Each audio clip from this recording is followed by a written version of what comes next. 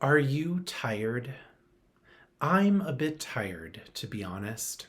It has been a year of challenges and a season of strife as the election has unfolded, and even though we have a new president elect, the election will continue to unfold for weeks and months yet. Perhaps you are feeling joy or overwhelming relief, disappointment, or even anger at how divided we are as a country. Perhaps you are uncertain about what comes next, about where to place that anxiety next, ready to leap to the next task, the next news cycle, the next struggle. What if instead the next thing was nothing? Does the thought of nothing bring up anxiety for you? I know it tends to for me.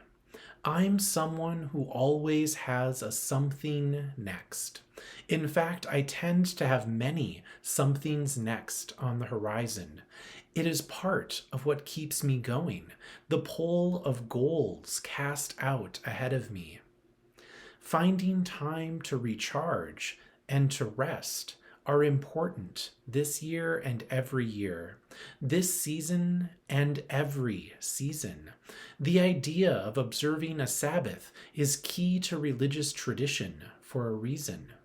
Stepping outside the normal or even abnormal din of life for a day a week, 1/7 of the time, is important to resetting our priorities. It is key to remembering what is important in this life and to seeing how the other 6/7 of the time we are being pulled by all sorts of somethings, some of which are important and necessary, and some of which are in deep need of change. Capitalism, 24-hour news, unending political cycles, and the ever connectedness of modernity would have us never quite be done.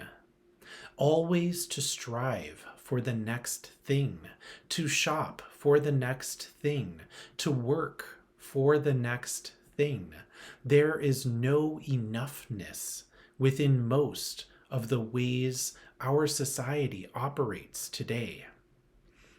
To feel complete, to be enough, to have enough, even just for a short period of time, to not need to get anything in particular or do anything in particular with a portion of our lives.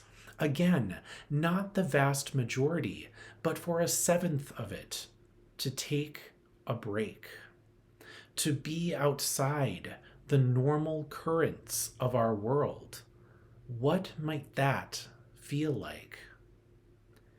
Take a moment to think about what it would mean to turn everything off for a day, to not go shopping, to not refresh that web page waiting for the next update, to have prepared and gathered what you need to sustain you for a 24-hour period, and then to just be.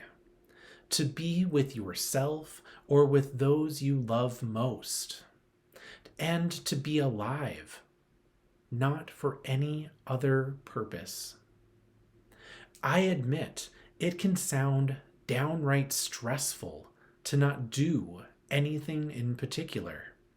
And what if that is what we need most in this moment before what comes next? To have a pause, a time to rest. A different kind of pause on normality is in fact exactly what has been prescribed to help us with the larger disease our species is wrestling with, that of the pandemic itself. Stopping our normal patterns, interacting with as few people as possible, and doing as little as possible is what a shutdown would look like. Our resistance to pausing even part of our lives is causing the death and illness of so many each day. So, what if after the work of the election, the busyness and freneticness of the past few months, we decide to practice a Sabbath time now? What that means for you will be different. But what might it look like for you to hold a space in your life, to rest, to be, to not do? A space full of nothingness, free of commitments, free of tasks. Could you commit to it for a day this week? What would happen if you refused the pull of all those somethings that we believe have to happen right now? And what would it look like to resist that pull to normalcy, however tempting, to choose to live our lives differently for the coming season, even beyond our personal Sabbath time, to know that not everyone will understand, that it is not without personal pain to be more distant, to communicate in less embodied ways, to know that it is not only for ourselves that we do it, but for those who choose not to as well. Then what? After a pause, there is a restart. We do not go into a permanent Sabbath.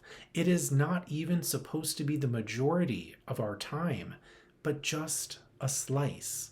Enough time to remember what matters most, gather ourselves, and then to get back to it. Some of those somethings might no longer be as important as they were before we set them down for a bit. Some of them may be more important, having been delayed. And perhaps, just maybe, if you begin a to-do list from a blank canvas, new things are important instead.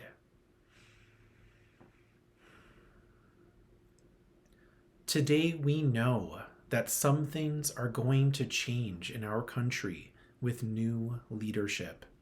And we know that not everything will be transformed with a single election. No matter how long this particular election has taken or will take to be complete. It is important, after a pause, to recommit to what matters most. Nicole Presley, the national organizer for UU the Vote, said it this way: "We need to remember that we already have all that we need. We are the people who show up time and time again. We are resilient and we are ready." I believe that in order to be resilient and to be ready, we also need to rest now and then. So I'm a bit tired. I'm also a bit hopeful and a bit inspired. I'm thinking about the words I shared online on the morning after election night, which many folks connected to.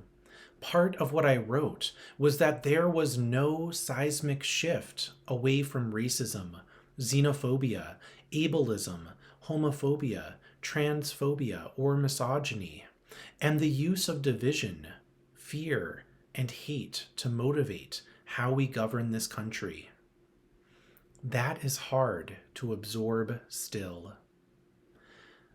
We know now that the work for change is not over today on November 8th, as it was not over on November 4th either, and we knew that on November 2nd. We know now that our country remains divided as it was the day after and the day before the election. We know now that those who inhabit bodies that are not similar enough to those in power are in danger in all sorts of ways.